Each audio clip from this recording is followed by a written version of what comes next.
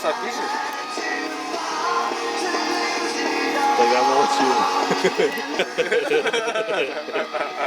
И вот почему важно выбирать сапоходника.